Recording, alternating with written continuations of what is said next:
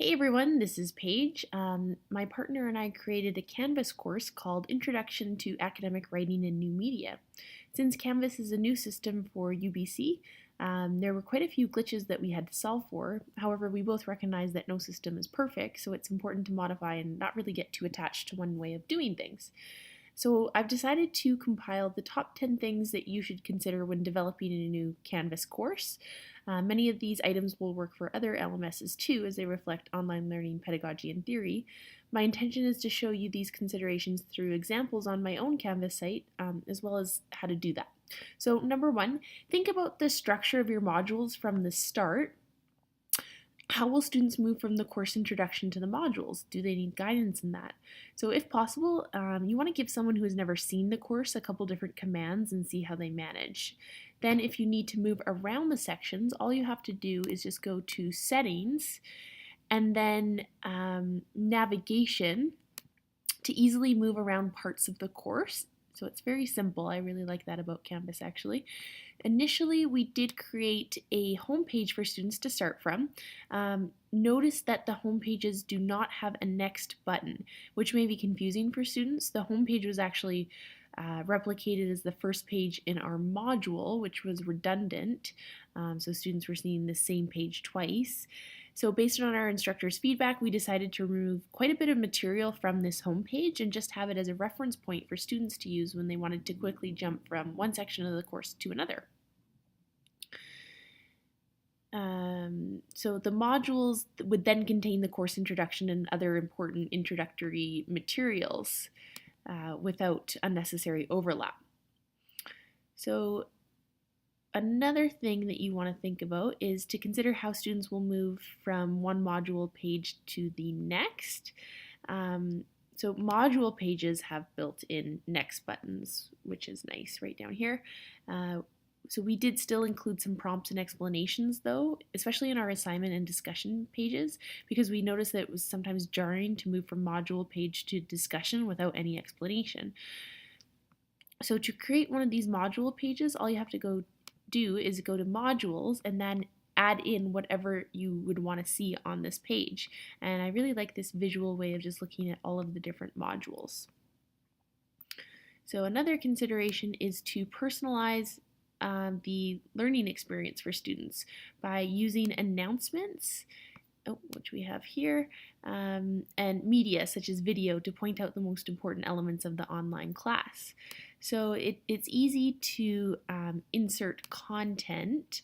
All you have to go do is just click edit here and then write your content directly into this editor box. Or upload media off to the side. So you can easily just go to images, you can upload a new image, label it, or upload it, label it, and then just save it here for easy retrieval. So for videos, we discovered that it's really important to include a transcript,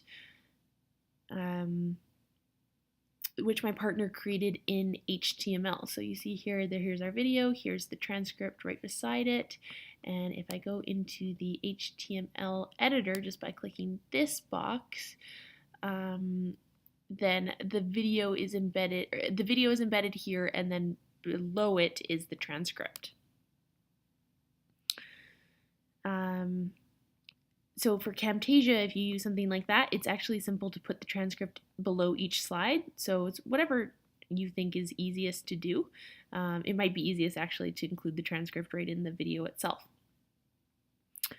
So now we're going to move on to the course overview. So my third tip is to provide an overview of the course. Adult learners benefit from knowing what they are about to learn, as well as the scope of work and time commitment expected from them. So many students might not be familiar with an online course, and each online course is really different. So it is important to dedicate a section to the course overview. So if we move on here, we provide all important information that students will need to be successful in this course, so they understand who the audience is, what the course goals are, the learning objectives, the structure, and we decided to put that all on the About the Course page. We use gray bars to split up the content on each page, and we made that consistent on all of our pages, and we just did that in HTML. One thing I want to remind you to do is to test all of your external links to make sure that they actually do work before you publish the course. So my fourth tip is to consider different types of interaction. So we really emphasize student-student interaction in our course, but we also know that student-teacher and student content interaction are important. So we considered all forms of interaction from the beginning. So one form of interaction is the syllabus for student-student. So from the course schedule, students can view when they are expected to engage in discussions and peer reviews, and we just created a quick table using the edit function, which is fairly simple here. All we did is just create a table, and we just plunked in the information, and then my partner used HTML to add the colored rows. Okay, so if we move on, we also have resources for success, which is important for student-student interaction, and an icebreaker activity later on. We found for student-teacher interaction that having pre-built ways for the instructor to engage with students, such as the introductory video, helps free up their time during the course. So providing summaries and checklists also create a presence for students to stay on track. So all of these ways of reminding students to participate and navigate the course really help with that. Here's the meet and greet, the icebreaker activity that I was talking about earlier. So all that we did is just create a discussion. Here's the introduction, and then we actually just added a post, and we modeled what our expectation was for this particular activity, and then students can reply if they want to or create their own post. But if we continue on, then we have our summary checklist for the course overview, so expectations, about how to move forward. And here's our Module 1 overview. So I really like that about Canvas because it moves quite nicely between modules. So in our Module 1 overview, we lay out what to expect in the overall module by using a graphic, module objectives. So the graphic is here, just inserting a thing link into our HTML. Our objectives are here, and required readings and activities. So the fifth point that I want to make is to use colors and images in a consistent way. So we decided to use the orange and the blue color, a consistent heading here, and the honeycomb design throughout our course. My partner created this honeycomb design in PowerPoint, and then we just save these as images for the course and video presentations. Using the colors in Canvas is really simple. We just go back to our edit mode. You can change the background color here or the text color there. We did have some issues embedding the images, such as our banner. Sometimes a link would just break, it does not look good. So we did find success. Instead of uploading the images in Google Chrome, we just used any other type of web browser, and it seemed to work okay. So try that out if you notice broken links in your course.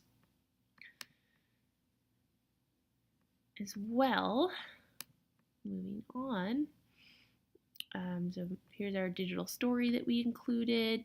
You'll notice here we added some gray boxes. So my sixth tip is that you should consider using basic HTML to chunk out your content and make it more engaging for users. So you're going to have to get familiar with HTML if you want to reformat some glitches. So for instance, some of our tables had a gray outline that was distracting. So my partner had to go into the HTML, and I did as well actually, and look at the code. And all that was wrong is that each table needs to be part of a div container. So keep that in mind as you format your course.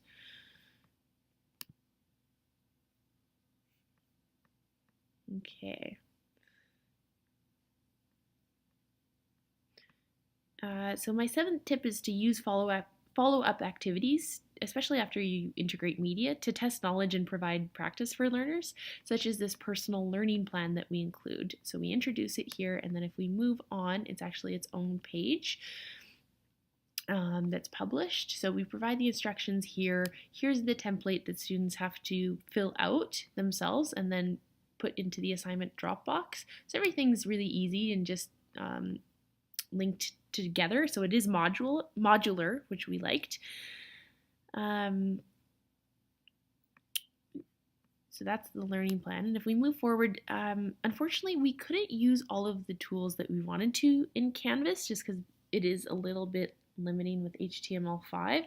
But we did use a Google Slides scenario down here, which is easy to embed. We used a Quizlet and a digital story to build formative understanding of some of the key concepts in Module 1.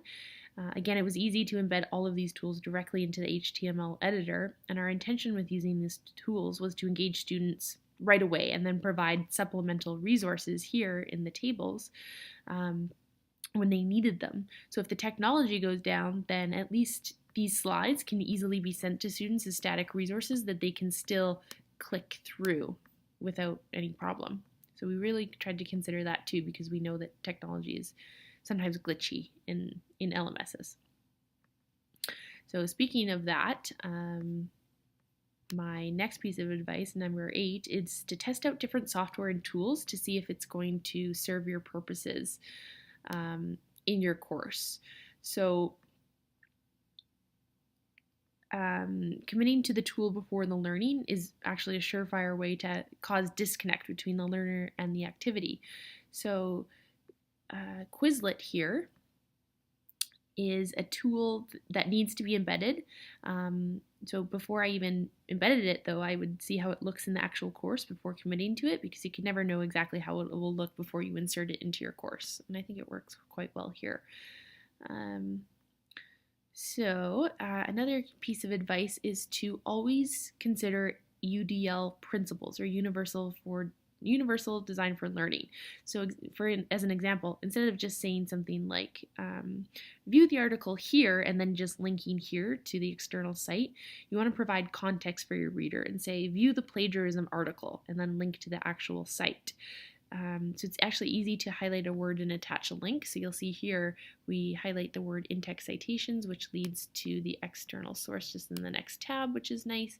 But if you do want to, let's say, add an external link, you just go to the edit mode, you highlight a piece of text, you link to the URL that you want, you paste it in here, insert the link, and it'll do it automatically. So that's really nice. Okay. So another piece of advice that I have is to consider assessment from the very beginning. So it's fairly straightforward to set up the assessment. We found it, you'll have to go to the quizzes section and just edit to add the questions, which I'll open up here. So here kind of provides the details of sort of when the questions, or how long you have to actually write the quiz, how many attempts, that kind of thing. So it's pretty easy to go through that. To view all the individual questions, just go to questions. You'll see we have lots of different types of questions here. If we want to edit one, we just go into it. So one note about the matching activity, it was actually difficult to set up because none of the answers can be italicized. So you have to be careful about when you use a matching activity, because you have to be familiar with the structure first before you design the question. So I didn't actually realize that matching the boxes, the answers couldn't contain italicized information. So it sort of changed our strategy. So just watch out for that. We actually found that we couldn't ask all of the questions that we wanted to in the quiz. So just because we wanted not an essay question, but something that was going to be a bit more engaging for students. So we actually did a follow-up discussion after the quiz. So it's still part of the formative assessment, but it's just the next piece. So we just actually built in a mission for students. So we provide all of the context that they need, the checklist. Here's part of their assignment, and it's exactly what they need to do. The only thing that's kind of annoying with that is that it jumps us out into a page here, and we can't really go next or back to what we were doing. So students will have to go back to modules, go back to where they were, which is this quiz, writing in the digital age. Or actually, sorry, if they do that, then they'll have to go past that skill building discussion. And at the end of our first module and every other module if we were to build it, our plan is to provide a summary checklist for students so that they can move forward successfully. So overall, Canvas is a simple framework and it's easy to move sections around, like I said at the beginning. I really like the options of seeing all of the course pages or how they appear in the modules here.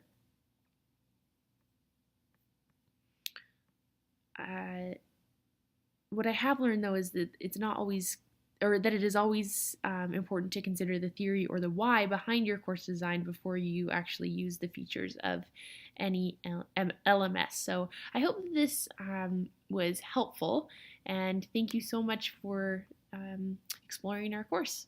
Cheers.